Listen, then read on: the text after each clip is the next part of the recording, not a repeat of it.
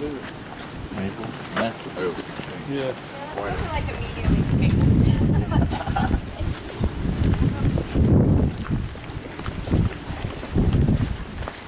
So the first thing I do to make my life a little bit easier is I look for a place where there's already a little bit of a fissure, or a little bit of a crack, because it's just going to be less work to get in there.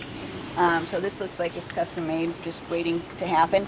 Again, the important thing, and if you missed last night, this is really, really important. You never are going to remove the bark all the way around the trunk. You will kill the tree if you do that. So I need to make sure that from the roots up, there's vascular tissue carrying the water and minerals up from the roots, and that from the leaves that are photosynthesizing down to the roots, there's vascular tissue intact that's bringing down the sugars and the nutrients from photosynthesis. If I do a whole ring around the tree, I just cut off those channels, and so I'm not going to do that to this poor tree. All right, so we're just going to take a little patch out of it, and the first thing I do is just come in and start scoring it. I'm not even really trying to cut too deep, I'm just scoring.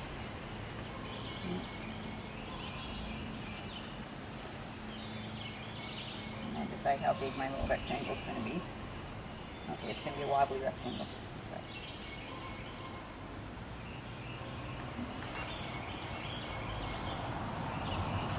Just like that. Okay. And then I start kind of working into it on the sides. And now I'm trying to get in a little deeper.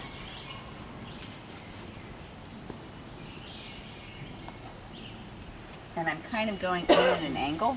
So I'm not, when I first scored it, I was just like this because I was just trying to get it started. Now that I'm trying to get in a little bit deeper, I'm actually coming in at an angle like that and trying to get like behind that outer bark. And then like that. The tree is like, what up with that?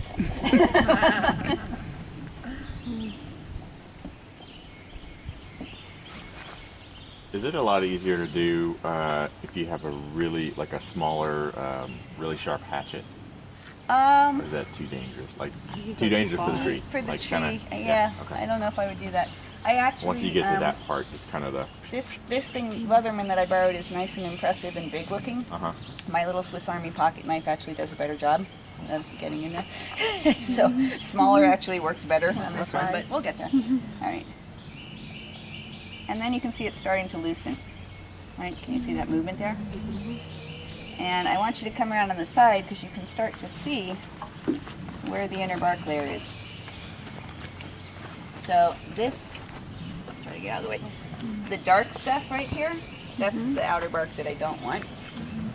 And then this kind of amber colored stuff right behind it, that's the good stuff. That's what I'm going for, is that layer right back there. Try to get a little more.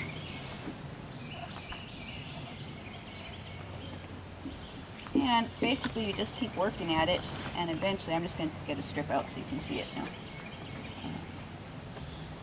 There. So you can see how the dark part just fell off of that, and now I just have this inner bark, right? And so basically I would get this whole thing off, and then just keep scratching out. Here's some more. And it's going to come off in strips like that, like little strippy pieces. You want some? It's like, no. Not from that. I mentioned a quarter cup of flour. How big of a rectangle are you talking about? You would need to, I made this one pretty small. I'd say about 3 times as big as that, yeah. But since this is demo only, there's no point in mutilating the tree too much. And I'm going to try to just pop some of this off so you can see. I'll do the whole square. Okay.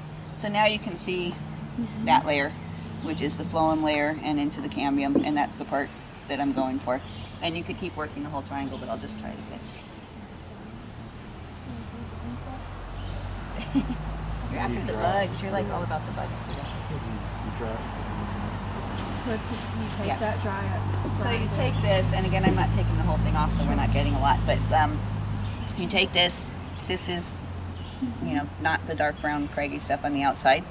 And you just dry that, put it in an electric coffee grinder, grind it up, or if you want to be really old school, sit around and pound it for a long time. Okay, and it's not bad. It's got a little bit of a little sweet thing to it, but it's at this point woody, you know, I mean it is bark.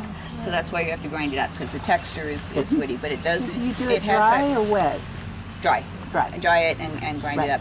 But it does, if you just even nibble on it like this, you do get a little bit of a sweetness from it. And so not this, but this. Make sense? Parmesan cheese. Huh? Oh, I can cut out some more if you want, but I'm, Yeah, I'd I'm like trying to to try look it. like, yeah. I was thinking the same thing. It's like Parmesan cheese. Some Parmesan Yes. cheeses are 40% cellulose or something. Something like, right, yeah. Well, that's, again, you're trying to get rid of the texture when you're grinding it and just turning it into a powder. She made that birch bacon. Now, if this was pine, if this was pine rather than maple, that darker layer, you can see where it's like coming off this lighter layer here. All right, on the maple, I would probably use both. On a pine, that layer that's right underneath the papery outer skin is where all the resin is. And I don't love the taste so much. You might, but I'm not a big fan. So with pine, I actually get rid of all of that, and I'm going one layer into this lighter colored stuff right here. Yeah. Yeah. All right, we'll leave the tree alone for the rest of it though. Thank you, tree. Tree. And I have a little bit more.